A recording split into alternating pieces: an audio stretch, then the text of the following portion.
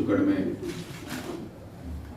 14 ಲಕ್ಷ ಚಿಲ್ಲರೆ ಮತದಾರರು ಈ ಚುನಾವಣೆಯಲ್ಲಿ ಭಾಗಿಯಾಗಿದ್ದಾರೆ, ಮತವನ್ನು ಚಲಾಯಿಸಿದ್ದಾರೆ.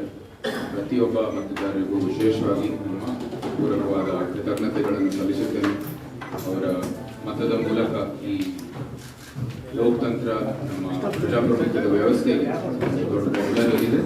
ಎಲ್ಲರಿಗೂ ಮತ್ತೊಮ್ಮೆ ನನ್ನ ವಂದನೆಗಳನ್ನು ಹೇಳ್ತೀನಿ. ಫಲಿತಾಂಶ ಬಂದಿದೆ.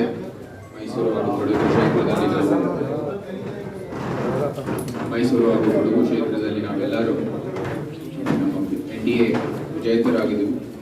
NDAನ ಎಲ್ಲ ಮುಖಂಡರು, ನಮ್ಮ NDAನ ಎಲ್ಲ ಕಾರ್ಯಕರ್ತರಿಗೂ ಕೂಡ ನಾನು ಪೂರಕವಾದ ಧನ್ಯವಾದಗಳನ್ನು ಸಲ್ಲಿಸುತ್ತೇನೆ. ಈ ವಿಜಯ ನಮ್ಮ ಕಾರ್ಯಕರ್ತರ ವಿಜಯ. ಅವರು ಬಹಳ ಕಷ್ಟಪಟ್ಟು ಶ್ರಮಿಸಿದ್ದಾರೆ. ಚುನಾವಣೆಗೋಸ್ಕರ, ನಮ್ಮ ಪ್ರಧಾನಮಂತ್ರಿಗೋಸ್ಕರ, ನಮ್ಮ BJPಗೋಸ್ಕರ, ನಮ್ಮ JDSಗೋಸ್ಕರ, ನಮ್ಮ NDAಗೋಸ್ಕರ. ಸೊ ಅವರಿಗೆ